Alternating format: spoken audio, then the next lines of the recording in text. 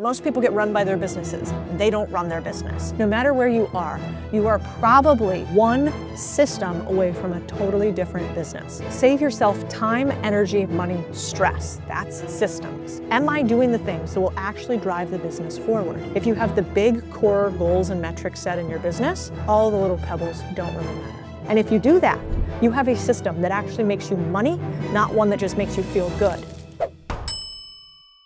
Hi, I'm Codie Sanchez, and welcome back to the Big Deal podcast. Today, here's the truth. Most people get run by their businesses. They don't run their business. So if you want to follow the advice of most people on YouTube or online about building systems within your business, here's the thing. You're going to either lose days, weeks, or months and money, and maybe like your mind. So instead, I got tired of listening to all that, and I'm going to give you my systems that you can use to start systematizing your business inside of 1 hour, and I'll teach it all to you in less than 20 minutes. Now, I know this because I run a portfolio of businesses, and I've been in private equity for 15 plus years. Private equity is where we run the most profitable systems-oriented businesses that exist. Lots of people can say they're organized and have systems, but do systems make them money? So I can promise you one thing. If you implement systems in your business, the only regret you will have is waiting as long as you did to do it. I think it is the single biggest thing we teach to thousands of entrepreneurs every single year that changes their business outcome. So it's not advice, it's your system. Let's first talk, before I tell you how to do it, let's talk about how most people do it wrong. Number one, they focus on creating a process map for individual things they do inside of their business. They do what I call start small and then lose all. It's like saying, I want to build the Sistine Chapel. And then you go, the first thing I'm going to do is pick out which candles I want inside of the building. Way too tiny. If you did that and reverse engineered from candles all the way to the foundation, you'd never get the thing done. You got to start with the big parts first, or what we call your higher level vision. Then two, they obsess on perfect and super detail oriented. So every single person that they give their systems to can understand it, recreate it. And then the real problem, they make themselves do all the work as opposed to their team doing the work. So what are we going to do instead? We're going to follow my process explicitly, and we're going to make it so easy that your V1 can have a VA, a virtual assistant, do it. Okay, so at my company, we think you need 5 things to run a successful company. We call this your clarity, certainty roadmap. And the 5 things are, you need a vision to see further. It's like your windshield, clean windshield wipers. We need your dashboard to go faster. That's like speed limit, gas gauge, etc. We need goals to go further. That's your GPS to see where you want to get to and at what time. We need communication so that you can have a smoother ride along the way. That's how you follow the map. It gives alerts, tells you where police cars are. And then we need people to flow the business together so you're not doing it by yourself. The people being maybe the people who work on your car and keep it up and running, the music and the stereo. Now, I call, when we put all 5 of these together, our scaling operating system. And we think that if you have this GPS for your business, then you will go further. So the GPS starts with game plan. We help you set up your vision, what we call your game plan for your company, your life and your team. If you don't have a destination set, harder to get there.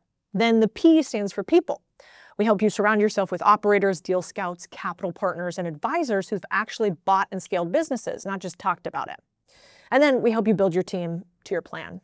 Then system, this is where you integrate how do we from, let's say, hire to continue to train to sell, how do you implement an SOP for everything? And we steal ours from 15 years of operating businesses.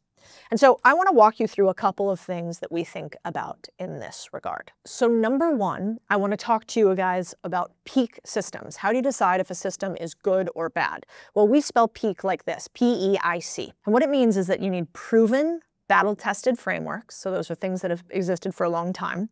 You need explicit processes. That means like, I like a cup of coffee that is black with a teaspoon of coconut oil in it, and I like it warmed up in the microwave for 1 minute and 30 seconds, as opposed to, I like a coffee. We need implementation. So if I want the same coffee every single time from my team, how do I make sure that they know that that's how I like my coffee? Well, you have a system, then you have a checkpoint, then you have continual communication. We'll talk about that. And then number 4, maybe you realize eventually you want a little cinnamon in this bad boy, and it's better if you have cinnamon in it. And so what's your continuous improvement plan? How often do you check in on your systems to update them? So I think there are 7 things in every business that you need to add your systems to. You need to have a vision, you need to have models, you need to have tempo, you need to have people, you need to have ops, you need to have marketing and sales, and finance. So today I want to talk to you just about the #1 system that is your foundation, not the candles on the Sistine Chapel, but the foundation. It starts with your vision. I believe your revenue is a reflection of your vision dashboard. So if you don't have a 1, 3, 10-year vision dashboard, then your business will not know where to go. And let me show you an example of ours. This one's actually live. You can see me scrolling through it as we go. Every single business that I run, and these are mini businesses now, starts out with a vision plan. Let's walk through what's in them. It starts with, I am A. This is your company motto. So here for us at Contrarian Thinking, it tells me who is a contrarian? Who's the type of person that's going to come and work for me? And I have a little saying like, I am a contrarian. I ask for no one's money. I expect no one's praise. I've never walked the easy paths. I don't want cubicles and small lives. I am a builder. I am an owner. I do not do what I am told. I do what is required. These are the type of crazy people I'm looking for at my company. Next, you're going to have your North Star metrics. I believe every single business needs a left and a right North Star, or what I call a quantitative and a qualitative North Star. I'll talk about those. So at Contrarian Thinking, our 2 North Stars are revenue and followers. We want to grow our audience base and we want to grow our revenue. Now think about it this way. If you only had 1 North Star and that was revenue, well, I could really increase the revenue of this business if I nonstop was spamming everybody all the time to buy our products. But what would happen? My audience would go way down because people would get annoyed. So when I have revenue, but I have a collar around it, like a dog, that is followers, well, I can't just totally kill revenue because I'll kill my followers. I need to balance out the 2. The next is I want to have a 5 and 10-year target. So when you're bringing on new hires in your business, you need to tell them not where you're at today, where are you going? It's the #1 question I get asked by our new hires. Is not what are we doing today, but why am I choosing to come with you today so my life is better in 1, 3, 5 years? Am I going to make more money? Am I going to be happier? Am I going to like the team? Then I want you to talk about your end goal. Like, when will you say as a company, man, we've made it? For us here at Contrarian Thinking, there's a couple big things. We have to create 1 million financially free small business owners. I want that on my tombstone. I want to be able to see a face of every single person we have helped create so much wealth that it changed the trajectory of their family. That's like my egotistical goal. And then second, I want this business to be a multi-billion-dollar media and investment firm. I want it to be like the Bloomberg plus CNBC plus like the trusted investment firm of our generation. Then you got to have your personal vision. You can see that right here. Your personal vision is how you make sure that you don't hate your business. Have you ever accidentally built something that you really hated? Like, maybe you set up a business and all of a sudden you realize you have a job that you wouldn't even take if somebody offered it to you. This personal vision is where you lay out that. So it tells you what success looks like for you. For me, I don't like remote businesses. I really like running a business in person. I think that like intensity of team is so much cooler than endless Zoom meetings. So for me, my vision was in person, in a big office. You can see some of it behind us, building with a bunch of people that I actually fucking like, and that I don't have to have one person at my company I don't like. That was really important for me. The next, you're going to have your values. So what does your company stand for? At Contrarian Thinking, we have 13 core values. Why 13? Because I find when you work harder, it tends to make you luckier. So we're making our own luck over here. Then we have a motto. What do we live by? This in ours is dominium, which is the Latin word for ownership. We believe that people should be owners of their life and decisions. Purpose, what are we doing here? We're helping more people become financially free. What's your purpose? And then you saw the portion about I am a contrarian. Now, finally in here, we get to our 3-part strategy and framework. Now, this part's really important, you guys. It'll take a lot of time. When we do our workshops, I think what we spend more time on anything is our avatars. So who are you selling to? And your flywheel. What is your unfair advantage? You can see ours here. Why do I get on the internet and do YouTube videos? You know, like sometimes people be like, Codie, if you're really so rich and you own all these businesses, why are you on YouTube? And it's a totally fair question, actually, because a lot of people like don't do the thing they say they do and they try to make all their money on the internet. And like, there's nothing wrong with that. I think if you're making money and helping people, all good, do you. But the reason that I get on the internet and do all of this is because it's part of our business model. If I come on the internet and help other people win, one, that is core to my business. My business's goal is I want to create 1 million financially free people. That's the entire reason this whole thing exists, so that's that.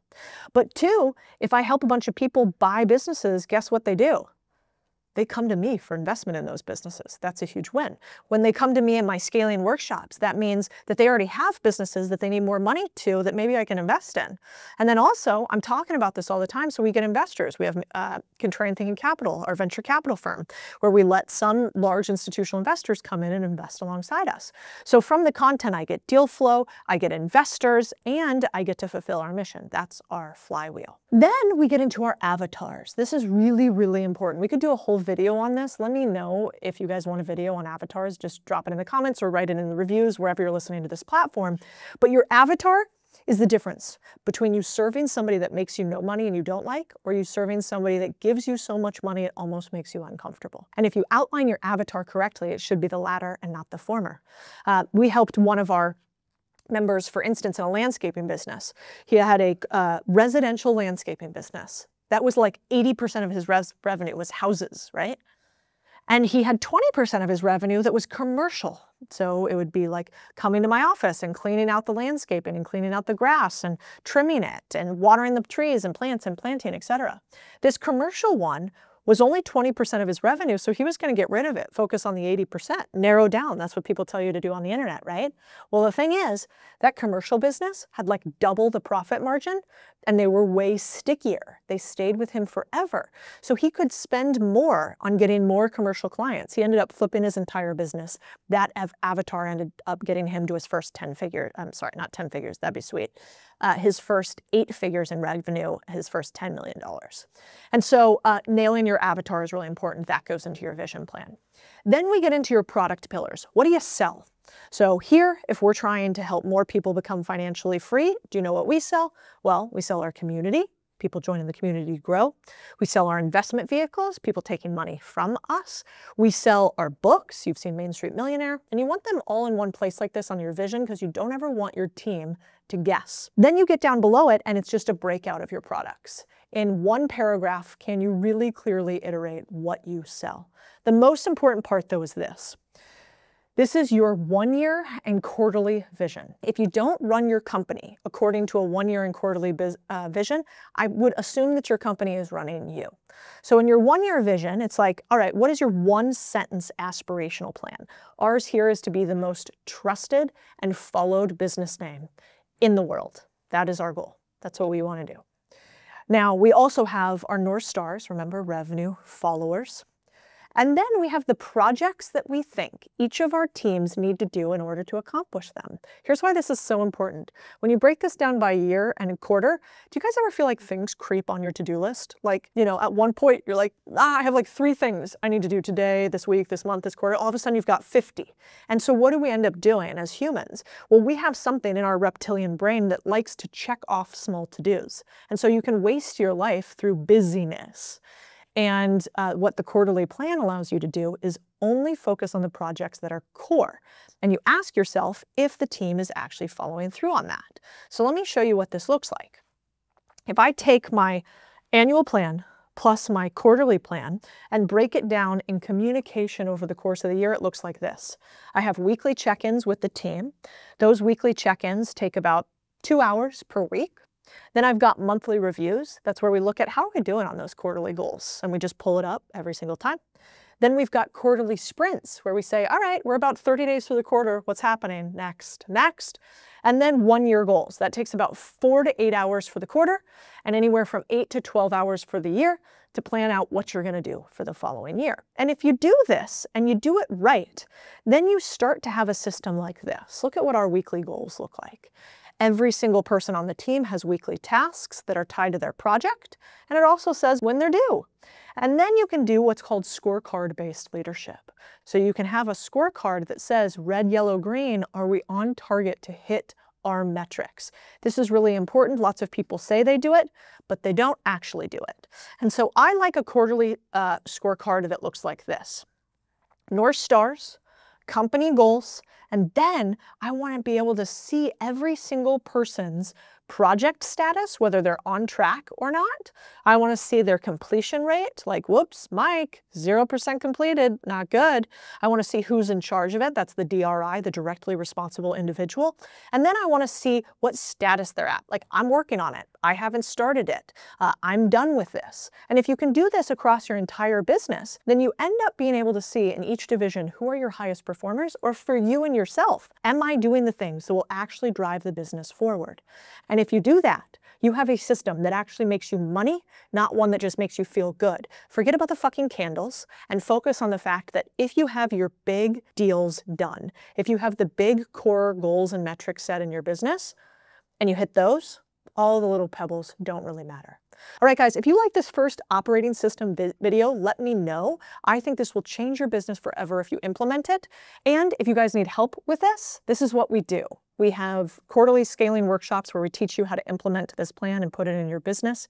We have books on the subject. We have a team that'll take a consulting call with you to see if we can help you. So if any of that is of interest, you can click the link below, talk to my team. But just know this, no matter where you are probably one who, we might be that who for you, and one system away from a totally different business. Because a system stands for save yourself stress, time, energy, money.